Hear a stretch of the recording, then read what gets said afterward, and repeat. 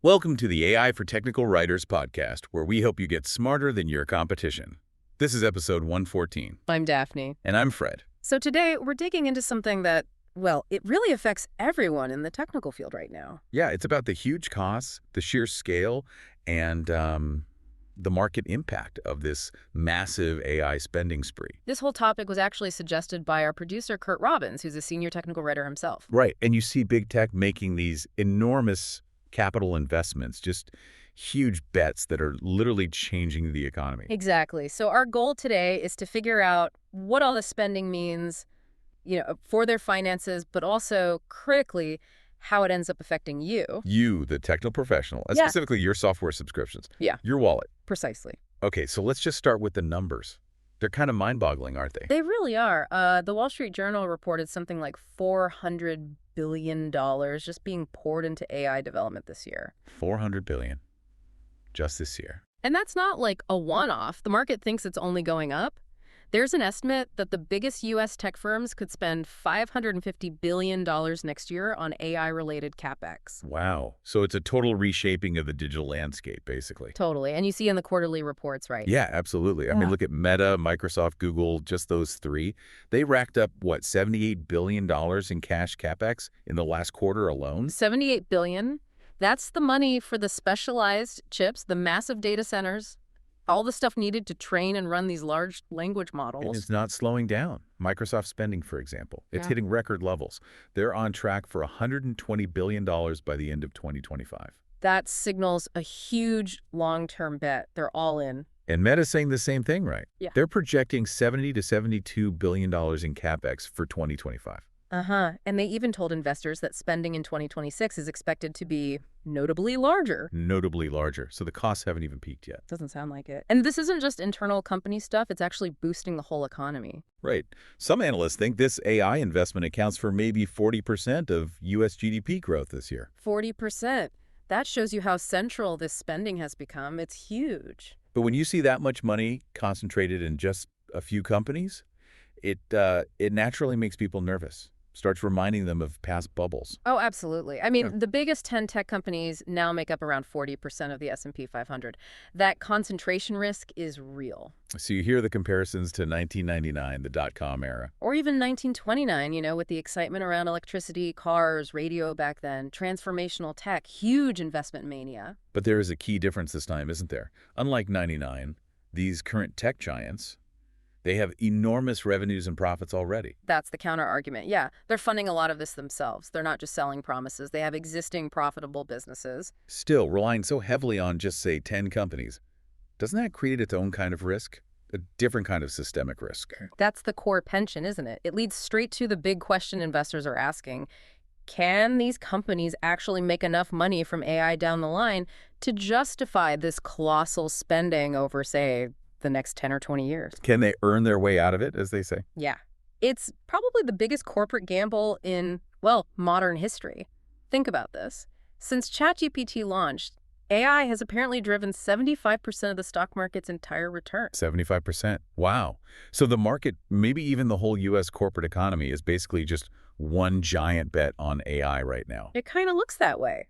Which brings us to the next logical question. Who pays for all this? Exactly. All that spending, those billions in CapEx, it has to be recouped somehow. And that's where it starts hitting your IT department, your team budget, your software subscriptions. Right. Because the tech companies need to pay for running those GPUs, those data centers. And the easiest way is to bundle it. Bake the AI costs right into the enterprise software you already use. Make AI not just an option, but basically a requirement. And we're seeing this already, directly impacting technical writers and doc teams. Microsoft 365 is a prime example. Copilot features getting pushed into new, more expensive tiers. Yeah, the new M365 Premium is $19.99 a month. It bundles Copilot Pro, which used to be an extra $20 a month on top of your subscription. So they're not really making the AI cheaper. They're just forcing you onto a higher tier to get it, whether you deeply need that specific AI feature or not. And Google's doing something similar with Workspace and Gemini. Yep. Added to business and enterprise plans, but with price hikes of about $2 to $4 per user per month. Which maybe doesn't sound like a lot per user, but But it adds up. It's a 16% to 33% price jump. For, say, a 50-person tech team, that's an extra $2,400 a year. just like that. And it's not just Office suites. Adobe Creative Cloud, too. Right. Creative Cloud All Apps is now Creative Cloud Pro, and guess what? Price increase. $10 more per month, from $59.99 to $69.99. And they explicitly link it to adding more generative AI features. So they're using this AI-powered label to justify the cost increases. Exactly. It's leveraging something called perceived value bias. Slap AI on it, and people just assume it must be smarter, better, worth more money. Even if the actual difference in your day-to-day work is pretty small. Or maybe it needs a lot of setup. Right. And the really tricky part for managing budgets is that it's becoming almost impossible to not pay for it. You can't easily unbundle the AI features from the core tools your team relies on for everything else. Pretty much. You're kind of forced into those higher, more expensive tiers to keep things working smoothly. Okay, this seems like a good point to pause for a moment. Let's take a brief break for a special message from our producer, Curt Robbins. Hi, this is Curt Robbins. First, thanks for listening. I truly appreciate your support. I want to let you know that I'm currently accepting new clients. My rates are affordable, and I have more than 25 years of experience working for enterprise companies like Microsoft, Northrop Grumman, Oracle, PNC Bank, FedEx, USAA, and Wells Fargo, among many others. If you want to improve your IT documentation and communications, hire me. I deliver fast, know how to use AI to improve efficiency and accuracy, and love going the extra mile to satisfy my clients. Thank you for subscribing and listening. Back to you, Daphne and Fred. Welcome back to the AI for Technical Writers podcast. All right, so before the break, we talked about the massive spending on AI and how it's leading to, well, subscription shock for many of us. Yeah. Now let's look at how the market's reacting. Is all this spending actually delivering a return on investment that satisfies investors? Because the reaction seems... It's definitely polarized. You look at Alphabet, Google's parent company. They got rewarded, stock was up significantly. Why? Because they showed concrete results. like strong cloud growth. Exactly, and huge adoption of their Gemini AI.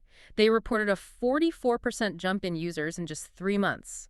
The market loves seeing that kind of tangible uptake. But then you look at Meta. Different story. Totally different. Their stock dropped quite a bit after they announced even higher spending plans for the future, but without a really clear single revenue stream directly tied to AI to justify it yet. So more spending without a clear payoff, yet made investors nervous. And Amazon. Amazon's shares are also lagging a bit. Seems like they might be playing catch-up in the cloud computing part of the AI race, despite investing heavily too. So this really highlights the whole debate about utility, doesn't it? Is this AI stuff actually useful? Or is it mostly hype right now? That's the skepticism, right? We know tools like ChatGPT get used for, well, asking for banana bread recipes or drafting simple emails. Are corporations really using it for big transformative tasks? Or is it more incremental improvements? Well, the real ROI, the big value, comes when it tackles complex business problems. And we are starting to see that. Okay, like what? Like law firms using AI to sift through mountains of legal documents super quickly, or clinicians spotting virus mutations faster than before, financial firms using it for back office stuff, consolidation, finding real savings. Okay, so there are real high-value use cases emerging, but there's a catch, right? Especially for technical fields. Absolutely, a crucial one. In almost all these serious business uses, you still need a human expert in the loop. Someone has to double-check the AI's work, ensure accuracy, compliance, all that. Exactly. AI can generate a really sophisticated first draft much faster, but it's rarely the final word, not yet anyway. Accountability still rests with people. So going back to Meta for a second, how are they actually making money from their AI investment if it's not one single product line? For Meta, it's largely about advertising. Their AI makes their ad targeting way more precise, which means users are apparently seeing about 11% more ads now compared to last year. And because the targeting is better, they can charge advertisers more for those ads. That's their direct financial return. Which for a technical writer working at a place like Meta, or using their platforms, means constant updates. Rapid changes to documentation around privacy, data policies, new ad features. The success of their AI directly creates more complex documentation work. Right, which leads us straight into the elephant in the room for technical professionals, jobs. How is all this automation affecting the labor market? It's a huge concern. The fear is that AI will eliminate a lot of traditional entry-level jobs. The tasks like basic summarizing, maybe writing simple code snippets, first drafts of procedures. Exactly. And if those entry points disappear, how do you train and develop senior people down the line? if they never got that foundational experience. We've already seen big job cuts attributed partly to AI, like Amazon letting go of tens of thousands of people. Yeah, between 30,000 and 40,000 jobs cited due to AI and automation efficiencies. But the long-term view might be different. Maybe. There's that analogy with Microsoft Excel. Right. Excel essentially eliminated the old job of the bookkeeper writing things down in ledgers. But did it eliminate finance jobs? No. It created a whole new higher value job, the financial analyst, who uses the tool for strategic work. Precisely. So the idea is the workforce might not shrink overall, but it needs to shift its skills dramatically. It's about reskilling, not necessarily less labor. So for technical writers, the shift is maybe less about producing the raw words. And more about governing the AI's output, overseeing it, validating it, refining it. Which creates new kinds of high-value roles. Definitely. We're seeing demand for things like AI persona designers, people who craft the voice and tone for AI assistants, or specialized prompt engineers who really understand the subject matter to get accurate, compliant info out of the AI. And technical writers are actually really well positioned for those governance roles, aren't they?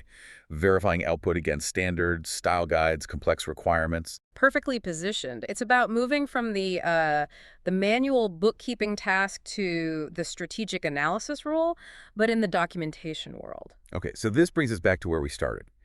In a way, the cost and how we pay for it, the subscription models. Right. We mentioned how most big tech companies are bundling AI costs aggressively, but there are other models emerging. Like Zendesk you mentioned, they're trying something different. Yeah, they're experimenting with pricing based on outcomes. So you only pay if the AI actually resolves a customer support ticket successfully without needing a human to step in. Ah, that's interesting. Pay for performance, essentially. Kind of, which sets up a really interesting tension for the future. Are we going to be stuck in this world of perpetual software rental, as some call it, paying escalating fees for bundled AI, whether we fully utilize it or not? Or will these usage-based or outcome-based models gain traction? Will they eventually force the big players to give technical teams, IT departments, you, more control over what features you actually consume and pay for? That really seems like the key question for software budgets and strategy over the next few years. Will bundling win, or will we get more granular control? It's definitely one to watch. Thank you for listening to the AI for Technical Writers podcast from Curt Robbins, where we help you get smarter than your competition. And remember to like, subscribe, comment, and share. We'll see you next time.